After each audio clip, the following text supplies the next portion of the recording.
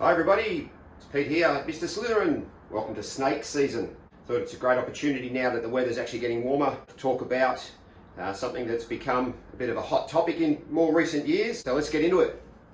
So let's talk about what everybody talks about this time of year, snake season. So there is no real such thing as a snake season, but understandably as the weather gets warm, particularly in the southern parts of the country, now that we've had a long winter and the weather's gotten quite warm, snakes are becoming more active.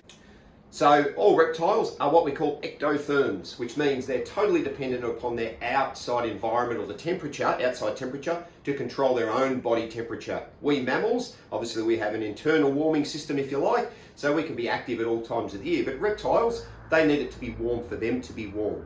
Obviously in the southern parts of the country in particular, where it's been cold through winter, snakes are pretty inactive, as are all reptiles.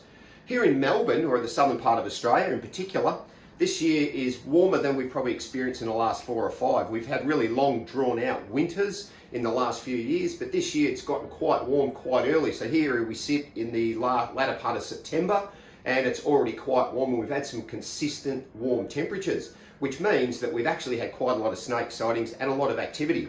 So what are snakes doing at this time of the year, and why are people seeing them? Well, snakes, as they come out from their sort of winter sort of shutdown, if you like, they don't really hibernate as such, but they're certainly inactive. But this time of the year, they like to come out and they start to think about two things: food and mating. So what do snakes eat? Well, it's varied. But here, particularly in the southern part of the country, we have a lot of venomous snakes. We don't really have many pythons in the southern part of Australia. So predominantly with our venomous snakes, they eat things like frogs and they eat lizards. Things like tiger snakes, which are very common in this part of the world. In this part of the world, I mean the Mornington Peninsula and right across southern part of Australia. Tiger snakes are also really common. They actually, at this time of the year, they'll actually take advantage of nestling birds. They're quite good climbers. Most people think that venomous snakes don't really climb. Whilst it's true that they're largely terrestrial, meaning they spend their life on the ground, they can actually climb and are quite good at it. And they will go and raid birds' nests and feast on nestlings. So that's obviously a fairly short window at this time of the year, but also explains why snakes are active. This year, being a little bit warmer than the past 3 or 4, things like birds may even have multiple clutches of eggs, so it gives snakes an opportunity to have an extended feeding period. Same too, we've still got quite a lot of water around from winter in the past few wet years, so frogs will breed prolifically, so they'll be a good food source for snakes. Lizards provide a good food source for snakes as well, and interestingly enough, snakes provide a good food source for other snakes. Most snakes, most venomous snakes in particular here in Australia, are quite cannibalistic. Well, most of our common venomous snakes are. Things like copperheads, tiger snakes, brown snakes, black snakes, they're all quite cannibalistic, feeding on their own kind and other species. And it really comes down to size. If you're big enough to overpower another snake, you'll eat that snake. So snakes, like the tiger snake here, very, very common snake in mainland Australia, particularly in the southern part of Australia and Tasmania. They're what we call opportunistic feeders, as I mentioned before. They'll eat birds, they'll eat frogs and lizards. They'll eat a lot of frogs, which is why you find them around waterways. Now this particular individual is a long-term captive. His name is Terry.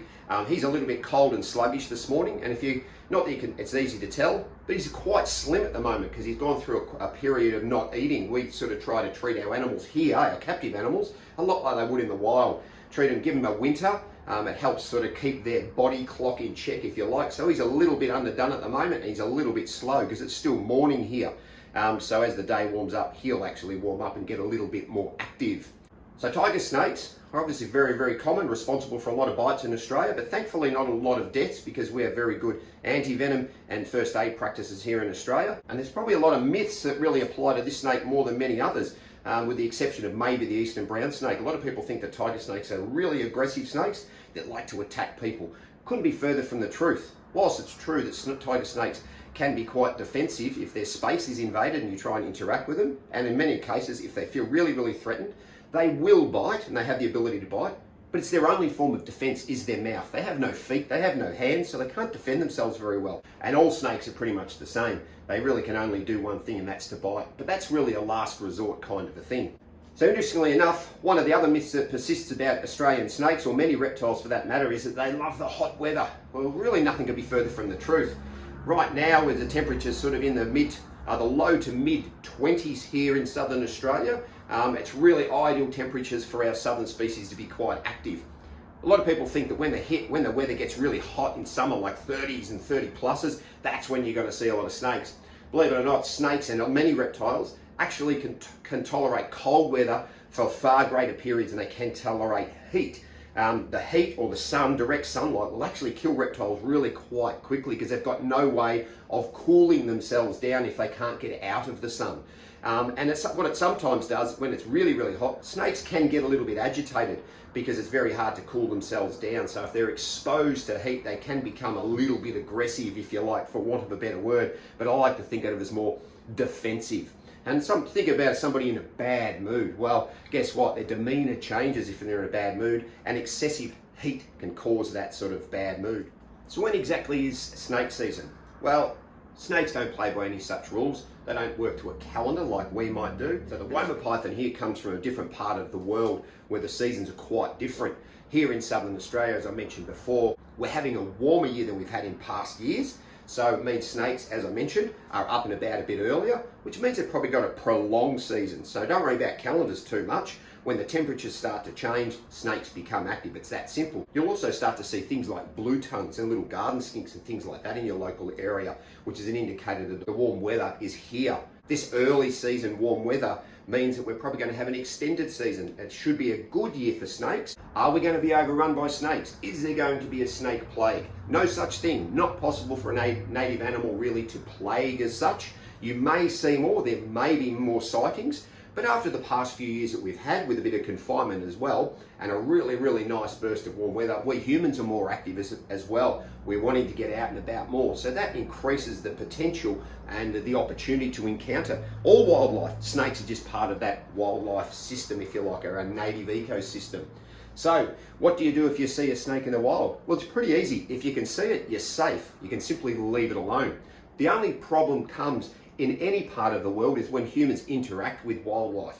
So if we can leave our snakes alone, which we should do, then you shouldn't be a problem. Alert others if you need to. If you've got a snake in your backyard, maybe just get your kids out of there, and particularly if you've got dogs, get them away from a snake, because that's where more of our problematic encounters happen with pets in particular. Dogs are very inquisitive, they can be defensive, they can be aggressive, and unfortunately it often ends poorly for both wildlife and our pets. So if you do have a snake, particularly around your urban areas or around your house, whatever it might be, get your dogs to safety. Call a local snake catcher, and then that animal can be safely relocated. So what does a snake catcher do when they come out? Well, as I said, they relocate snakes. What we do is if we come out, we'll catch it if possible. Remember, it's wildlife, so they don't play by anyone's rules. And if we're able to, we'll catch it and relocate it within a nearby bushland area, if at all possible. Snakes are protected wildlife, so you do need to leave them alone. And of course, that's the safest option. If you're lucky enough in the wild to encounter something like a Woma python, all right, view it from a distance, because as you can see, lots and lots of stripes. Many snakes have stripes, including tiger snakes. So it's not always possible to accurately identify a snake by their colours or their patterns, because they're all highly variable. So it's best to leave them all alone if you don't know what you're actually doing. So there you go, snake season. What does it actually mean? Well, as I said, it doesn't really mean too much other than the fact snakes are active and they're dependent upon the weather. This year, they're probably going to be active for a while. Sounds like, or looks like, it could be quite a dry summer. If that's the case, particularly to the back end of the summer, we may see a few more snakes closer to homes as they come looking for cooler environments, and they come looking for things like water and alternate food sources. So what do I mean by an alternate food source? Well, it means things that are attracted to urban environments, unfortunately, things like rodents, mice and stuff like that. Mice are attracted to wherever we leave rubbish, wherever we leave food, and particularly if you keep birds, whether it's pet birds or chickens or anything like that, that's where rodents are attracted to. Consequently, that's where snakes are attracted to. A lot of people think that snakes might come looking for chickens and chicken eggs. Certainly true, particularly in the northern part of the country where you have large pythons and constrictors. They do like to eat birds and they like to eat eggs. But things like tiger snakes, copperheads, black snakes in the southern part of the country where they are more common, they really don't eat that sort of food too often, if at all. Just remember, as I said, there's no such thing really as a true season. Our friends here don't recognise the calendar, as I've mentioned, but they do like the warmer weather. Don't love it too hot, but right now, the sun's shining. It's a great time to get out and about. Don't be worried about getting out and about. Just be aware. If you need to, call a licensed controller in your area, and a snake can always be safely removed. Okay, everyone, have a fantastic time. Hope snake season treats you very, very well. Your encounters are kept to a minimum, or if you're interested in snakes, maybe you get to see a lot more than you usually do. Whatever the case, stay safe, everybody, and we'll see you soon.